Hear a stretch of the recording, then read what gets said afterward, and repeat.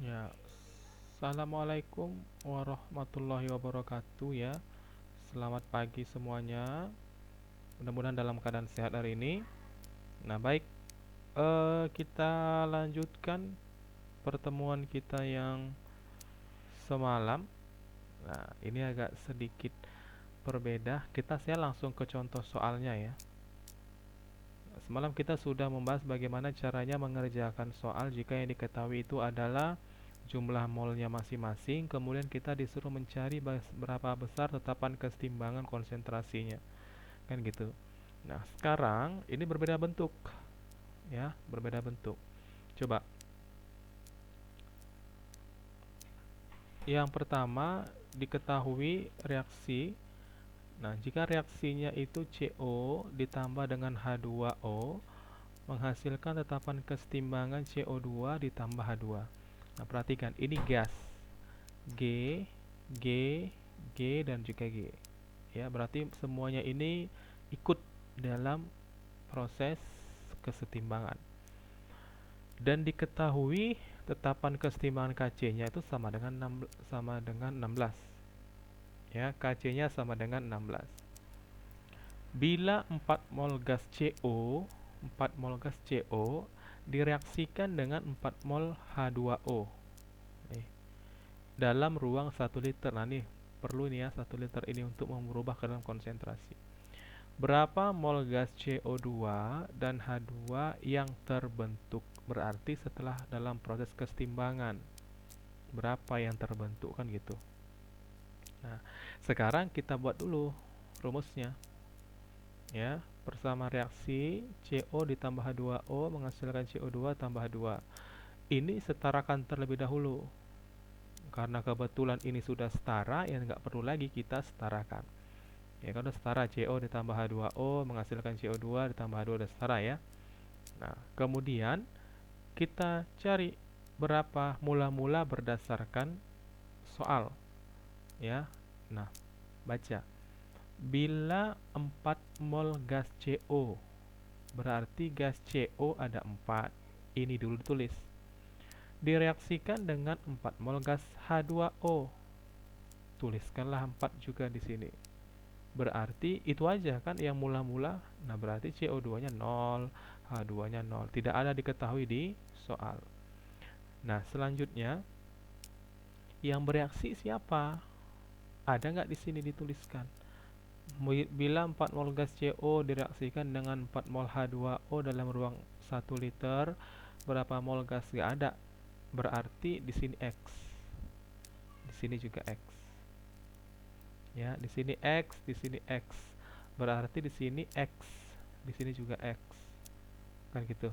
Ya, X X ditambah jadi X. Nah, berarti hasilnya bagaimana? Pada saat kesetimbangan kita kurangi. 4 dikurang X, ini hasil ini ya, 4 kurang X, di sini 4 kurang X, 0 ditambah X jadi X, 0 ditambah X jadi X. Gitu ya. Berarti pada saat kesetimbangan di sini nilainya 4 kurang X, di sini 4 kurang X, di sini X, dan di sini X. Sudah? Itu dulu, sampai sini jelas ya. Kenapa X, Pak? Ya memang karena di soal tidak ada diketahui berapa yang bereaksi. Yang diketahui itu hanya mula-mulanya saja, 4CO dan 4H2O. Ya sudah, kita ikuti saja bentuk soalnya bagaimana. Nah, kemudian karena volumenya 1 liter, maka kita rubah dulu masing-masing ini ke dalam konsentrasi. Ya, konsentrasi per 1 liter. Berarti CO 4 kurang X per 1 yang 4 kurang X. 4 kurang X per 1 yang 4 kurang X. Jadi sama ya. Itu juga ya sebenarnya dia. Karena memang satu, kecuali tadi yang 0,5, 2 atau itu kan jadi berubah 2 liter ya. Nah, jadi masing-masing konsentrasi CO-nya itu sesuai dengan mol kesetimbangannya. Nah, sekarang kita masukkan ke rumusnya. Kc sama dengan hasil kali konsentrasi produk dikali atau dipangkatkan dengan koefisiennya dibagi dengan hasil kali konsentrasi reaktan dipangkatkan juga dengan koefisiennya. Karena tadi sudah dalam keadaan setara, kita lihat dia masing-masing koefisiennya adalah 1, ya nggak ada berarti pangkatnya tetap 1. Nah, sekarang kita masukkan. KC-nya tadi diketahui 16 kan? Di soal nah nih. KC-nya sama dengan 16. Sekarang kita masukkan konsentrasi CO2 ini X, masukkan X dikali dengan konsentrasi H2 ini kali dengan X dibagi dengan konsentrasi CO dikali H2O, maka 4 kurang X dikali 4 kurang X, didapatlah X dikali X sama dengan X kuadrat. 4 dikali kurang X dikali 4 dikurang X ya sama dengan 4 dikurang X dipangkatkan 2. Ruas kiri dan ruas kanan ditarik akar karena supaya untuk menghilangkan pangkatnya ya, hilangkan pangkatnya maka ini diakarkan. Jadi 4 hasilnya akhirnya 4 sama dengan X per 4 dikurang X. Ini matematika ya, jadi bisa paham ya. Ini kan X per 4 kurang X kan, jadi jadinya pangkat 2 semua ini kan gitu ya. Nah, supaya hilang pangkat 2 nya maka ini diakarkan sebelah kiri. Nah, jadi dapatlah 4 sama dengan X per 4 kurang X. 4 dikali 4 16 dikurang kan jadi begini ya. 4 dikali 4 ini 16 dikurang 4 dikali X 4X 4X sama dengan X. Jadi negatif 4X pindahkan ke kiri dikurang X sama dengan pindahkan ke kanan negatif 16, berarti 5X, kita hilangkan tanda negatifnya masing-masing, ruas kiri dan ruas kanan sama dengan 16, maka X nya sama dengan 16 per 5 mol ya. Sampai di sini aja juga udah boleh, atau mau dibagikan pakai dihitung 16 bagi 5 berapa juga boleh, silahkan.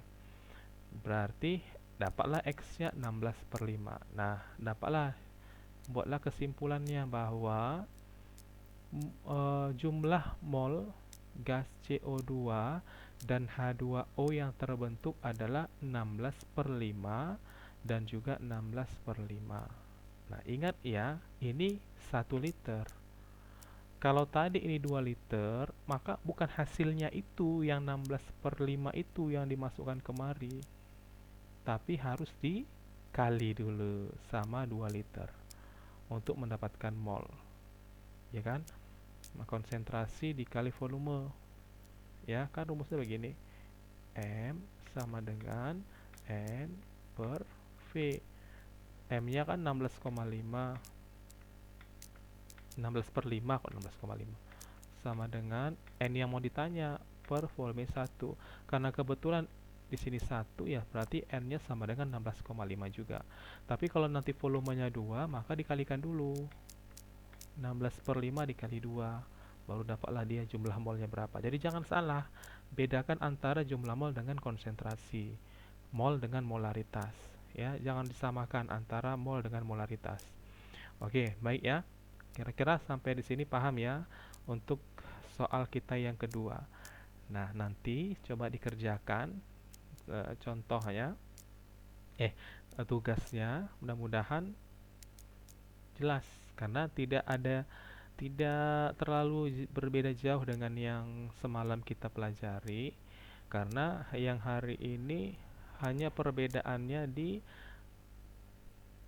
reaksi. Yang bereaksi ya tidak ada, tapi KC-nya diketahui. Dan nanti ada lagi jenis soal yang lain, mula-mulanya tak diketahui berapa, itu yang mau ditanya. Yang diketahui pada saat kesetimbangannya dia hasilnya sekian. Kemudian nanti ada model soalnya yang dia tidak dalam ruang 1 liter, tapi dalam kondisi 500 ml misalnya, atau 200 desimeter pangkat 3. Jadi harus tahu cara merubah satuannya dari desimeter pangkat 3, cm pangkat 3 ke liter berapa perubahannya. Itu kemarin di waktu di fisika ya, perubahan satuan. Oke, baik ya. Sampai di sini pertemuan kita. Saya harap apa yang saya sampaikan di sini bisa kalian pahami ya.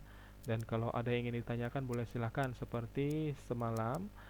Silakan diketik di kolom komentar jika ada yang ingin ditanyakan. Semalam masih juga ada beberapa orang yang tidak membalas atau memberikan respon di kolom komentarnya. Jadi saya harap hari ini diperbaiki. Kalau memang ada yang ingin ditanyakan silakan ditanyakan. Ya, jadi jangan sia-sia apa yang saya buat ini ya.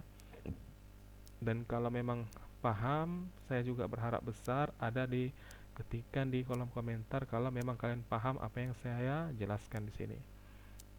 Ya, saya mudah-mudahan semuanya bisa dimengerti. Dan saya akhiri pertemuan kita hari ini. Wabillahi taufiq wal hidayah. Wassalamualaikum warahmatullahi wabarakatuh. Selamat pagi semuanya.